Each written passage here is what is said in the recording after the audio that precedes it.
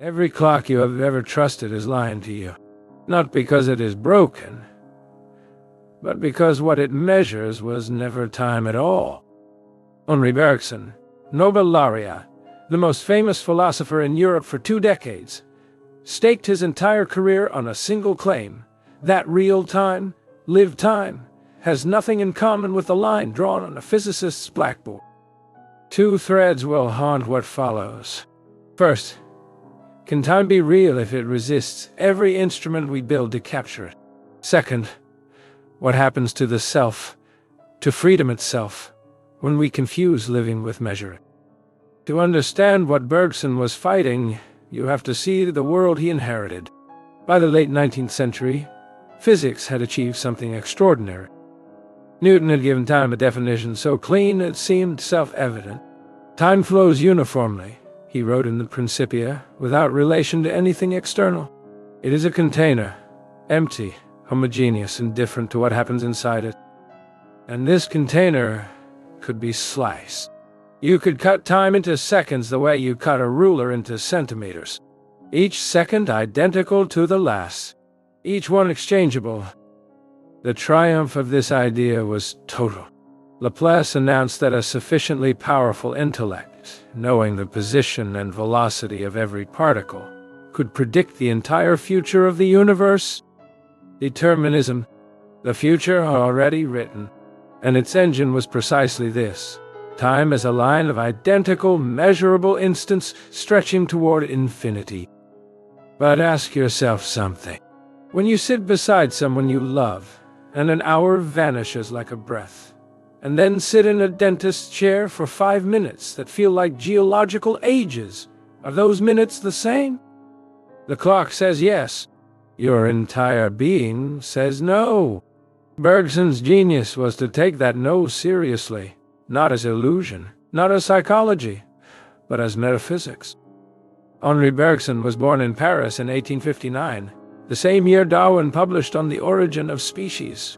His father was a Polish-Jewish musician, his mother, English and Irish.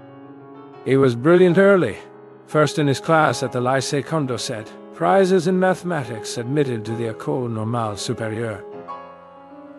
Well, his teachers expected him to become a mathematician. Instead, he turned to philosophy, and the question that seized him was deceptively simple. What is time, really? Not what do clocks measure, but what do we experience when we say that time passes? In 1889, he published his doctoral thesis. The title was dry: Time and Free Will. The content was an earthquake. Bergson's argument began with a diagnosis. Science, he said, does not study time. It studies space disguised as time. When a physicist draws a timeline, a horizontal axis with points marked tone, T2, T3, he has already committed the fundamental error. He has turned time into space. He has laid duration out flat, side by side, like beads on a string. But real time, durée, is nothing like beads on a string. Consider a melody. When you hear a melody, you do not hear isolated notes stacked in sequence. Each note bleeds into the next. The first note is still vibrating inside you when the fifth arrives. The melody exists only as a whole, in motion, interpenetrating. Freeze it, isolate any note, and you have not captured the melody. You have killed it. That, Bergson said, is what happens every time we measure time. The act of measurement, of cutting duration into units, destroys the very thing it claims to study. He called this real, unmeasurable time durée. Duration. Not clock time. Not the physicist's T-variable. Something closer to what you feel when a piece of music carries you so completely that you forget you have a body.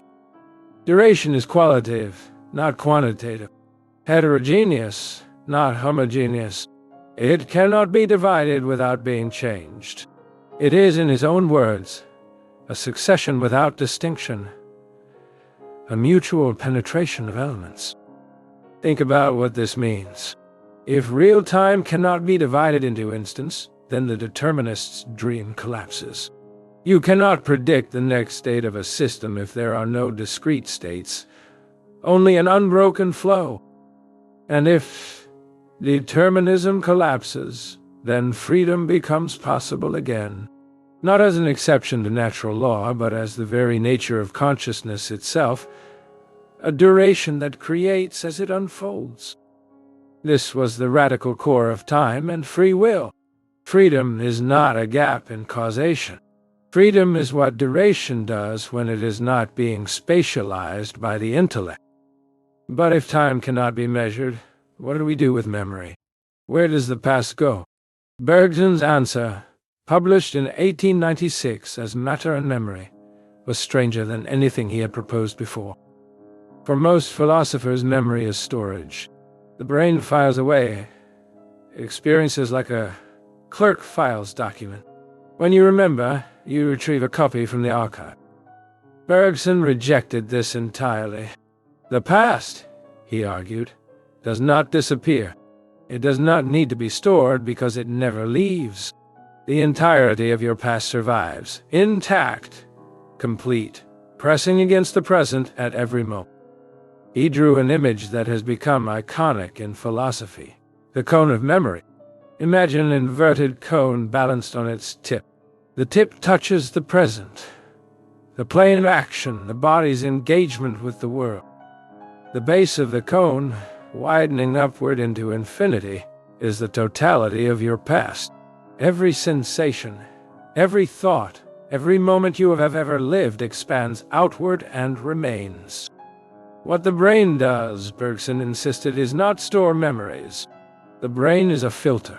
It selects which memories are useful for present action and suppresses the rest.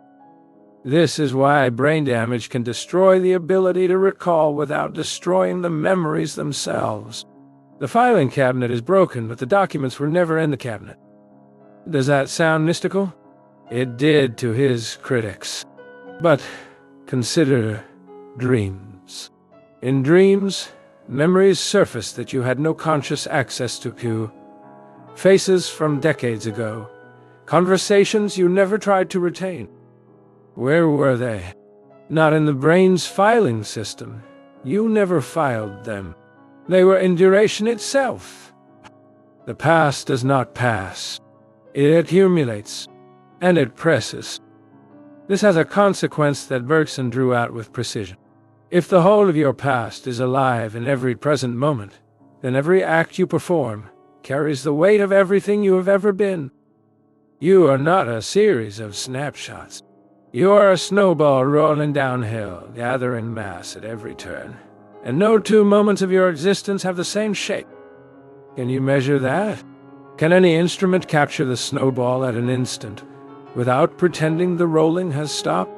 This was Bergson's relentless question, and it led inevitably to a collision with the greatest physicist alive. April 6, 1922. The Société Française de Philosophie in Paris. Albert Einstein, fresh from redefining the universe, sits in the audience. Bergson rises to speak.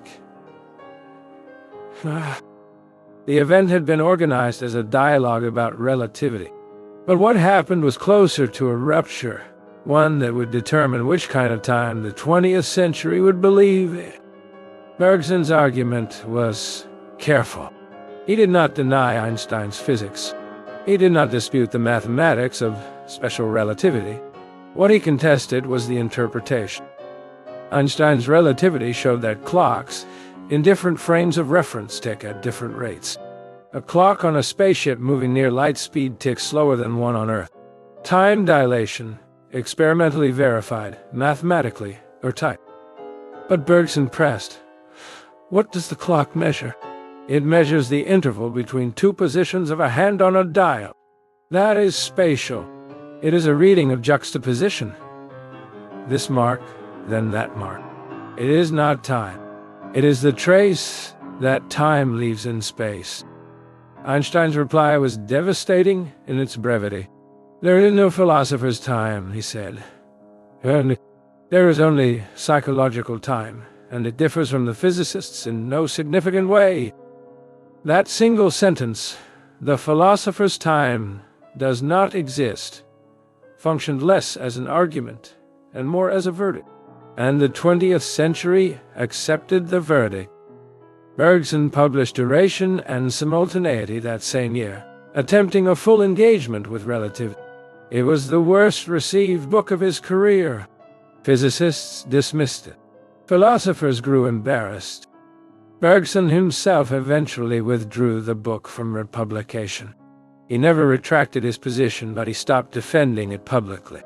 The silence lasted decades. But was Einstein right to dismiss him? Consider what the physicist actually said. Psychological time differs from the physicists in no significant way. Is that true? When you grieve, time thickens. When you are bored, it congeals. When you fall in love, it evaporates. Are these illusions? Or is the clock the illusion? A useful one, but an illusion nonetheless. Bergson would say, the clock measures what is useful for prediction and engineering. Duration is what is real for a conscious being. These are not the same enterprise, and confusing them is the central error of modern thought. Recent scholarship has been kinder to Bergson than his contemporaries were. Ximena Canales, in her book The Physicist and the Philosopher, argues that the 1922 exchange was not a debate won by Einstein. It was a question suppressed by authority. Einstein never answered Bergson's actual question. He simply declared it irrelevant, and the physics community, dazzled and deferential, agreed. But Bergson had already planted seeds that would outlive the debate. In 1907, he published Creative Evolution, the book that made him the most famous philosopher in the world. His argument was astonishing. Evolution, he claimed, is not a mechanical process driven by random variation and selection. It is creative in the deepest sense, driven by what he called the élan vital, the vital impulse. Not a mystical force, not God by another name. The élan vital was Bergson's attempt to name what happens when duration acts through matter, when time itself invents. His critics called it vitalism, the discredited idea that life has some special substance that matter lacks. Bergson denied the charge his entire life. The élan vital was not a substance. It was a tendency, a direction of movement. Consider his own analogy. A hand pushed through iron filings will leave a pattern. A mechanist would study the filings and deduce the laws governing their arrangement. But the real cause, the hand, the push, the living gesture, escapes the analysis entirely. Is that not precisely what reductionist science does? Study the filings, map the patterns, publish the equations, and never once ask about the hand. Bergson won the Nobel Prize in Literature in 1927, not in philosophy, because no such prize exists. But the committee recognized that his prose had changed how an entire generation thought about consciousness. William James called him the most significant thinker of their time. Proust built In Search of Lost Time on foundations that Bergson laid. Deleuze would resurrect him half a century later as the philosopher of difference and becoming. And then came the war. Bergson, old and arthritic, refused the exemption that the Vichy government offered him as a celebrated intellectual. He was Jewish. He chose to register as a Jew, and doing so meant danger. He died on January 4th, 1941, of pulmonary congestion in occupied Paris. The funeral was small. The city was under curfew. The philosopher who had once packed the Collège de France so tightly that traffic stopped on the Rue Saint-Jacques was buried in near silence. After the war, analytic philosophy rose to dominance. Bergson was dismissed as a poet, a mystic, a relic. His books gathered dust. His name became a footnote in survey courses. But Footnotes have a way of returning. In neuroscience, the discovery that memory is not localized, that it is distributed across networks, and is reconstructive, not reproductive, echoes Bergson's cone with uncanny precision. In phenomenology, Merleau-Ponty and Levinas drew from Bergson's insight that the body is not a container for the mind, but a zone of action where past and present interpenetrate. And in the philosophy of time itself, the question Bergson raised remains unanswered. Physics can describe time's structure, its geometry, its dilation, its direction, but it cannot tell you what it is like to live inside it. We began with two questions. The first, can time be real if it resists every instrument we build to capture it? Bergson's answer was that this resistance is not a defect of time. It is signature. What is real is precisely what overflows the measure. The second, what happens to the self when we confuse living with measuring? We become the beads on the string. Discrete, exchangeable, predictable. We become what the clock says we are.